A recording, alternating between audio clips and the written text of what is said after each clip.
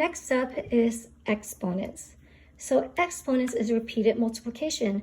If you kind of think of it as a shorthand way of saying something, so if you think of the word cannot in the English language, well, you could write cannot in a shorthand way by saying can't, right? So exponents is kind of similar to that. If I had 4 times 4 times 4, a shorthand way of writing that is 4 to the third power as an exponent. So it's just kind of a shorthand way of writing something that's longer. So repeated multiplication can be written as exponents. So what we have here on the bottom is what we call the base. So the base is the number that's being multiplied over and over and over again. The 3 is what we call an exponent. And the exponent, it tells you how many times do you multiply it. So the base, what number you're being multiplying over and over and over again. And the 3 is how many times you're multiplying it by itself. So let's take a look at some problems here. So if you look at number 5, this is number 5 topic. If you look at number 5 here, there's part A and part B. So I have negative 1/5 to the third power. So the big question is you must ask yourself first is what is the base? What's the base in each problem? Because the base is what's being multiplied by itself over and over. So is the base 1/5 or is the base negative 1/5?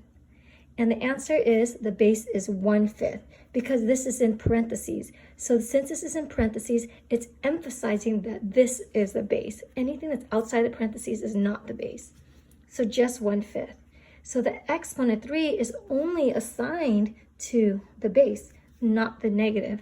So therefore, when you rewrite this, 1/5 times 1/5 times 1/5, you're not doing negative 1/5 times negative 1/5 times negative 1/5.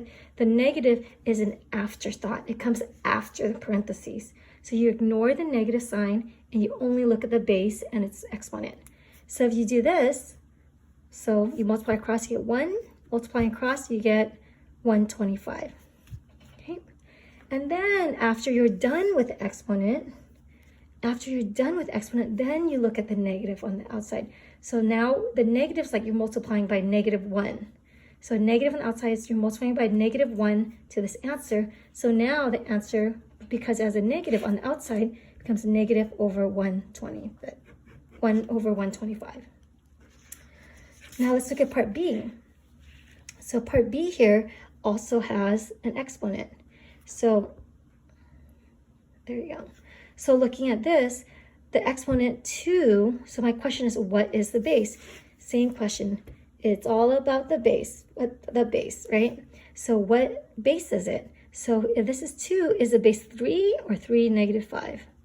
The base is only 3. So the number that's directly in front of the exponent is the base. If it was in parentheses 3 negative 5, I would say 3 negative 5.